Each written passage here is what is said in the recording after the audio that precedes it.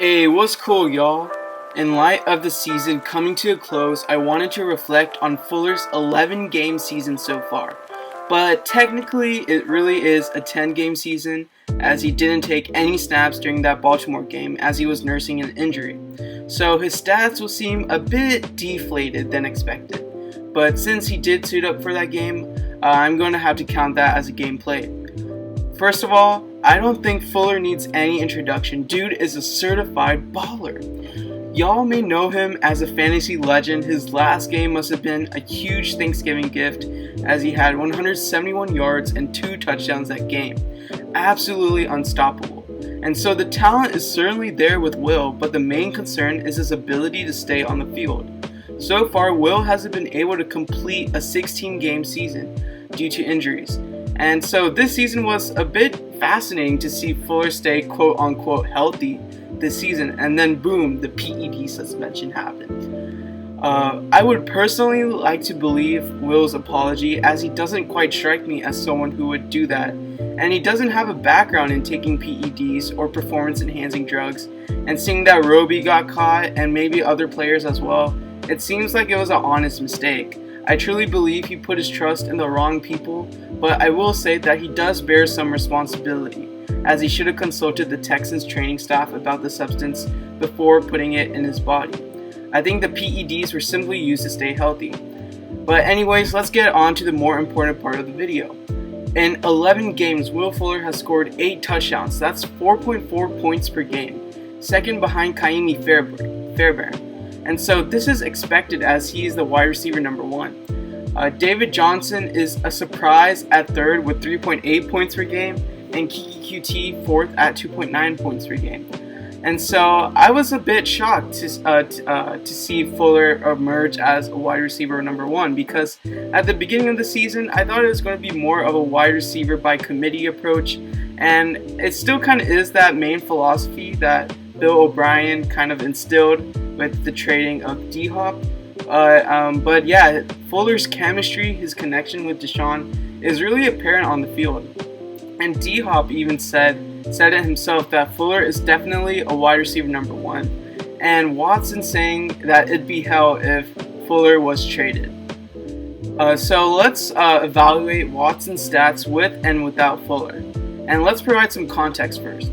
The average defensive rank when Fuller was playing is 18.64, and the average defensive rank without Fuller playing was 13.75. So the games that without Fuller are considerably much harder, and there is a less of a sample size without Fuller playing. So these stats that I'm about to say are just food for thought and give us some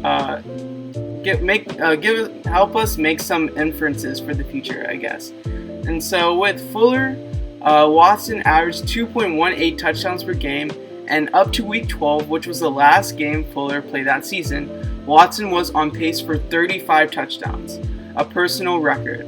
And without Fuller, Watson has averaged 1.5 touchdowns per game, and he currently has 30 touchdowns as of week 16. Watson's average passer rating was 111.85 with Fuller and 110.525 without Fuller. The yards per attempt with Fuller was 8.898, and without Fuller it's 8.7975. So this basically really speaks to the greatness of Watson, minimizing the loss of Fuller and really elevating the talent around him with players like Keke QT and Chad Hansen. But in general and on the field, however, the eye test tells you that Watson is more willing to take shots downfield due to that speedy threat Fuller poses on the field and the tension he gets from opposing defenders. And even in previous seasons when DeAndre Hopkins was on the team, the offense was super stagnant without Fuller, and it was really apparent on the field. If we look at Will Fuller's touchdowns and we extrapolate his production to a 16-game season, Will Fuller would have approximately 11 or 12 touchdowns. And in comparison, that puts him about top 10 touchdowns caught for the season among wide receivers. And obviously, it's not really reliable to extrapolate, but it gives an idea on the pace Fuller was at this season.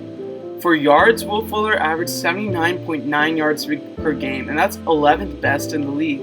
If we were to extrapolate Will's yards for a 16-game season, Fuller was on pace for 1,279 yards. In my opinion, this isn't a crazy estimate, as Fuller, as for 6 out of 11 games, had 80 yards receiving, and 5 of those 6 were over 100 yards.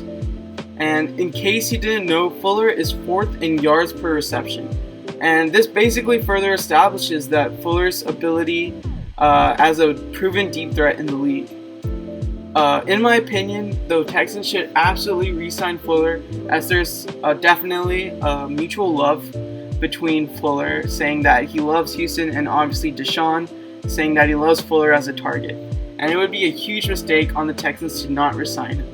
I assume he will not command much money due to the PED suspension and injury history, and so the Texans should probably have him on some incentive-based contract just as a precaution.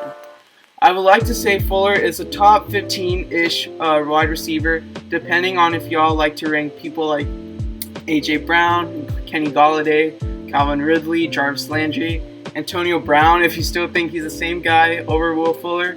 But in no particular order, I'd have to put Adams, D-Hop, Michael Thomas, Diggs, Julio, DK Metcalf, Allen Robinson, Keenan Allen, Hill, Evans, and maybe OBJ over Fuller. But Fuller, that doesn't take away from Fuller's greatness, as he's still a really good wide receiver, and he's just entering his prime years in my opinion. Well, that's pretty much it for the video. Let me know y'all's thoughts in the comments. Feel free to like, subscribe, and turn on post notifications, and leave any feedback so we can improve future videos. Thanks for watching. Peace.